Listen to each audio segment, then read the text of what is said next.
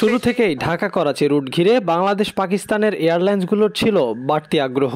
PIA বিমান ও US Bangla এয়ারলাইন্সকে টপকে এই রুট দখল করে নেয় পাক এয়ারলাইন্স ফ্লাই জিন্নাহ। অনুমোদন পাওয়ার পর ইতোমধ্যেই ফ্লাইট চালানোর প্রস্তুতি শুরু করেছে পাকিস্তানের নবীন এই এয়ারলাইন্সটি।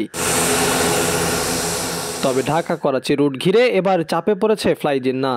ইতোমধ্যেই পাকিস্তানেরই আরেক এয়ারলাইন্স এয়ারসিয়ালও এই রুটে ফ্লাইট চালাতে আবেদন করেছে।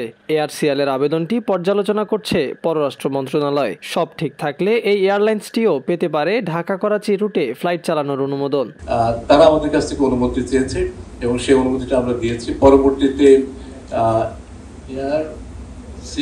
এয়ারসিয়াল বলে আরেকটি এয়ারলাইন আমাদের কাছ থেকে পারমিশন চেয়েছে, সেটা প্রক্রিয়াধীন আছে।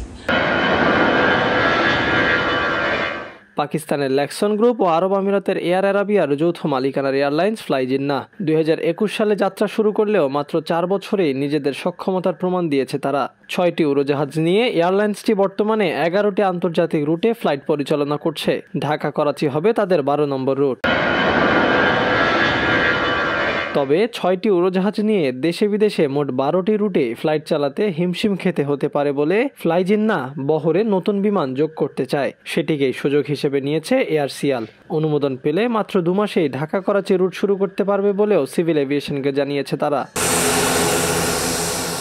বয়সের হিসেবে ফ্লাই জিন্নাহর থেকে 1 বছরের বড় এয়ারসিয়াল। 2020 সালে পাকিস্তানে অভ্যন্তরীণ রুটে ফ্লাইট চালানোর মধ্য দিয়ে এই এয়ারলাইন্সটি যাত্রা শুরু করে। আর 2023 সালে সৌদি আরবের জেদ্দায় ফ্লাইট চালানোর মধ্য দিয়ে শুরু হয় এয়ারসিয়ালের আন্তর্জাতিক যাত্রা। ফ্লাই জিন্নাহর থেকে উড়োজাহাজ আর রুটেও এগিয়ে এয়ারসিয়াল। 7টি উড়োজাহাজের মালিক এই এয়ারলাইন্সটি 14টি রুটে ফ্লাইট চালায়। ঢাকা করাচি হবে তাদের 15 নম্বর রুট। শুধু ঢাকায় নয়, কুয়েত, কুয়ালালামপুর, দোহা, কলম্বো, আবুধাবি ও ব্যাংককের মতো রুটগুলোতেও ফ্লাইট চালানোর পরিকল্পনা করছে এয়ারসিয়াল। সেই লক্ষ্যে নতুন 4টি এয়ারবাসেরও অর্ডার দিয়েছে তারা। যদিও ফ্লাইট শুরুর প্রক্রিয়ায় এয়ারসিয়ালের চেয়ে এগিয়ে আছে ফ্লাই জিন্নাহ। ইতোমধ্যে এয়ারলাইন্সটির জিএসএ নিয়োগ শেষ পর্যায়ে রয়েছে। নিয়োগ প্রক্রিয়া শেষ হলেই সিভিল এভিয়েশনের কাছে স্লট বরাদ্দ চাইবে তারা।